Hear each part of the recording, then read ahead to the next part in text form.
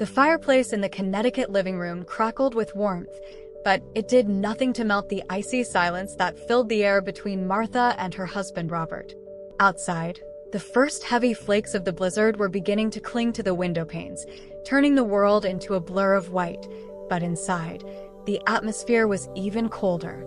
Martha sat in her favorite armchair, the rhythmic click-clack of her knitting needles marking the passing seconds like a metronome.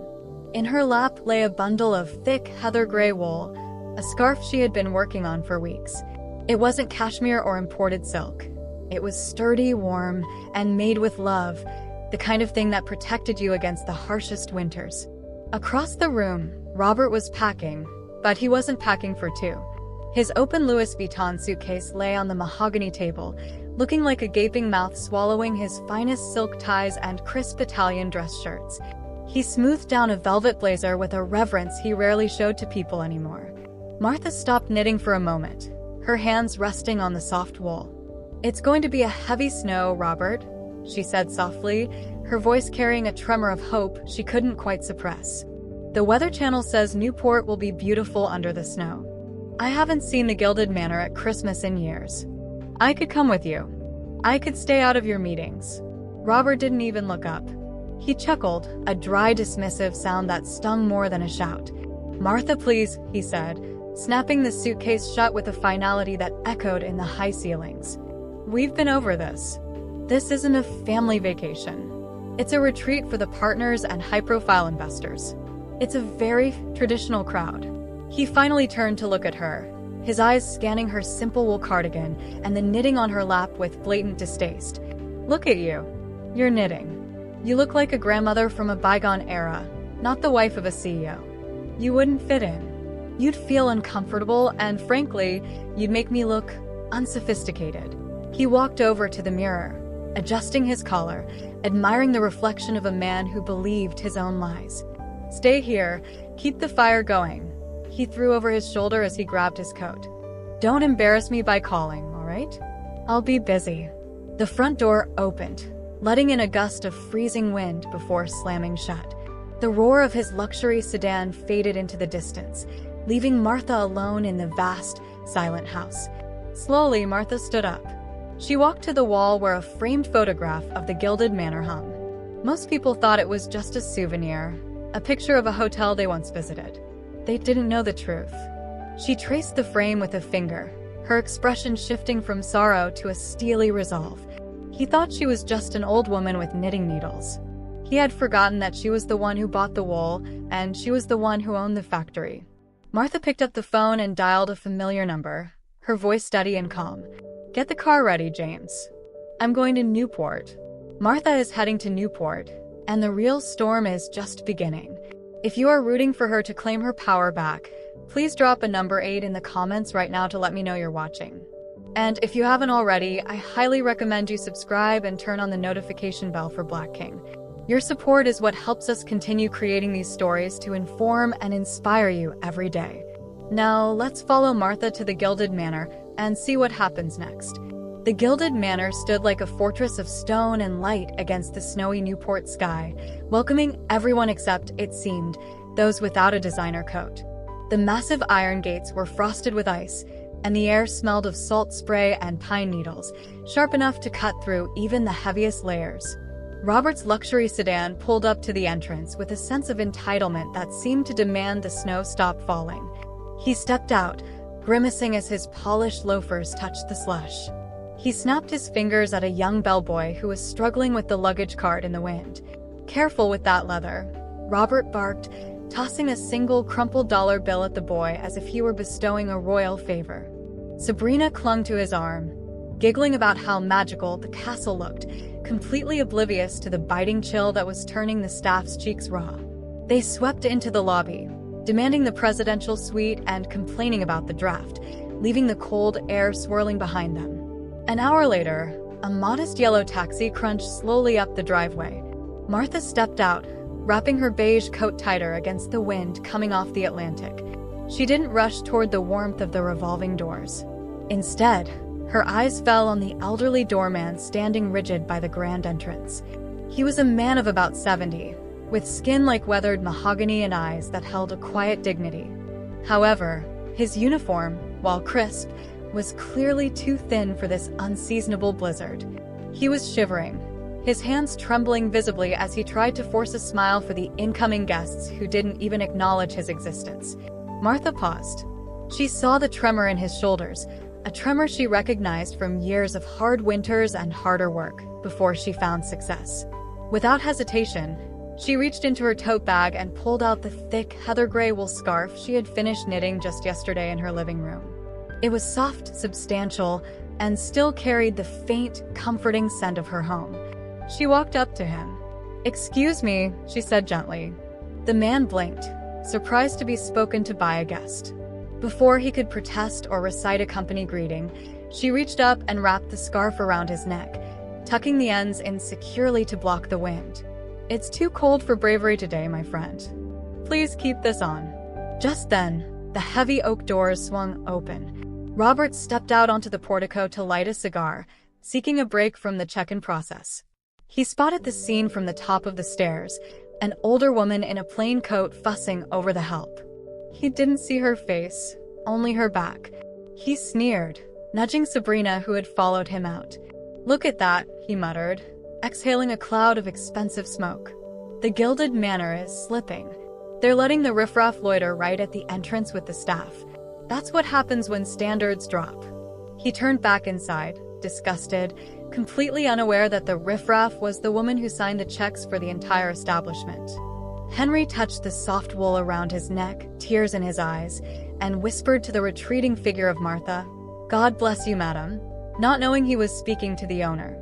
The Sapphire Lounge smelled of expensive cigars and pine needles, a sanctuary for those who believed money could buy class.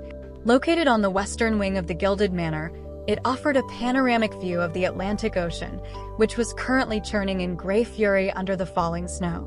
Inside, however, the world was amber-hued and soft, filled with the murmur of discreet conversations and the gentle notes of a jazz pianist playing a slow rendition of Silent Night. Martha sat at a small round table by the floor-to-ceiling window, the prime spot in the room.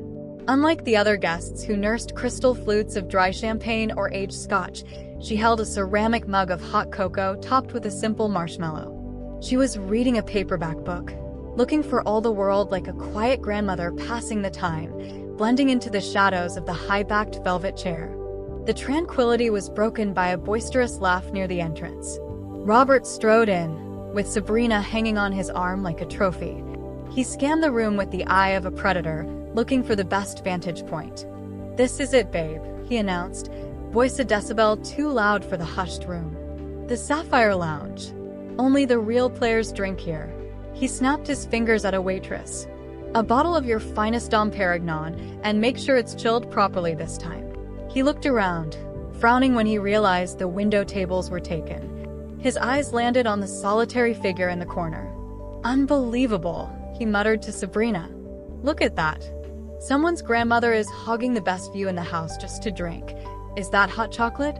Driven by a mix of entitlement and arrogance, Robert walked over, intending to charm or intimidate the woman into moving. "Excuse me," he began, putting on his best boardroom smile. "My fiancé and I were hoping to enjoy the view. Perhaps you would be more comfortable closer to the fire." The woman lowered her book slowly. When she looked up, Robert's smile froze. The blood drained from his face, leaving him pale beneath his winter tan. It was Martha. She looked different here, not because she had changed her clothes, but because she seemed to possess a stillness he hadn't noticed at home. "Martha," he hissed, his voice dropping to a strangled whisper. Shock quickly morphed into furious embarrassment. He glanced around nervously to see if anyone had noticed. "What are you doing here? Did you follow me? I told you this trip was strictly business." He leaned in, looming over her, trying to use his physical presence to make her shrink. "You need to leave. No. Look at you, you're wearing that ridiculous wool sweater. You look like the help, not a guest. If my partners see you, I'll be the laughingstock of the firm." Sabrina stood a few steps back, looking confused and uncomfortable, sensing the shift in the air. Martha didn't flinch. She didn't apologize, and she didn't shrink. She simply closed her book and placed it on the table next to her cheap mug of cocoa, her movements deliberate and graceful. The contrast between his frantic whispering and her composure was stark. Martha took a slow sip of her cocoa, set the cup down with a delicate clink, and smiled. "I'm not here to embarrass you, Robert. I'm just here to inspect my investment." Martha just dropped the ultimate bombshell, and Robert is speechless. If you are enjoying this moment of justice, please drop a number 8 in the comments below to let me know you're still watching. And if you haven't joined us yet, I highly recommend you subscribe to Black King and turn on the notification bell so you don't miss the explosive reveal coming up next. Your support is what helps us continue creating these amazing stories to inform and inspire you. Now, let's continue to the ballroom. The grand ballroom was a kaleidoscope of velvet gowns and black tuxedos, the air thick with the scent of roasted turkey and expensive French perfume. A 10-piece orchestra played a waltz on a raised dais, while crystal chandeliers cast a golden glow over the elite of Newport society. Robert sat at a center table, the prime location he had fought tooth and nail to reserve. He adjusted his silk bow tie, glancing nervously at the grand double doors every few minutes. He wasn't looking for friends. He was scanning for Martha, terrified she might burst in like a jealous housewife and cause a scene. He had convinced himself that her earlier comment about investment was just the ramblings of a confused, jealous woman. He turned to Sabrina, raising his glass. "To us," he said, his voice smooth, "and to being exactly where we belong." Just then, the music faltered slightly. Heads began to turn toward the entrance. A hush rippled through the room, starting from the doors and spreading inward like a wave. Robert frowned and turned around. Standing in the archway was Martha. She was no longer wearing the gray wool cardigan. She was dressed in a floor-length gown of deep, midnight blue velvet that absorbed the light, modest yet undeniably regal. Her silver hair was pulled back in an elegant chignon. She didn't look like a trespasser. She looked like a queen surveying her court. But Robert only saw a threat to his reputation. Panic surged through him, hot and irrational. He stood up so abruptly his chair scraped screechingly against the floor, silencing the nearby tables. "This is too much," he muttered. Driven by adrenaline and humiliation, he waved frantically at a passing security guard and then pointed an accusing finger at Martha. "You there." "Security." His voice boomed across the quiet ballroom, shattering the elegant atmosphere he prized so dearly. "Remove this woman immediately. She is not on the guest list. She's trespassing." The room went deathly silent. The orchestra stopped playing. Hundreds of eyes darted from the red-faced man to the calm woman standing at the door. Robert puffed out his chest, confident he was protecting the sanctity of the event. He smirked as William, the general manager, walked briskly toward Martha with 2 security guards in tow. Finally, Robert thought, they'll throw her out. But William didn't grab Martha's arm. Instead, he stopped 3 feet in front of her and bowed, a deep, respectful bow that he had never offered to any guest, not even Robert. He turned to face the room, his expression solemn. He picked up a microphone from the bandstand. "I apologize, sir." William's voice rang out, clear and firm, directed straight at Robert. "But I cannot remove the owner of the Gilded Manor." He gestured to Martha with an open hand. "Ladies and gentlemen, please welcome Mrs. Martha Ellington, the founder of the Ellington Group and the sole owner of this establishment." The champagne glass slipped from Robert's fingers and shattered on the marble floor, the sharp sound echoing like a gunshot in the stunned silence. The silence in the ballroom was broken not by applause, but by the soft, rhythmic clicking of Sabrina's heels as she backed away from the table in horror. She looked at Robert as if he were a stranger she had just met in a dark alley.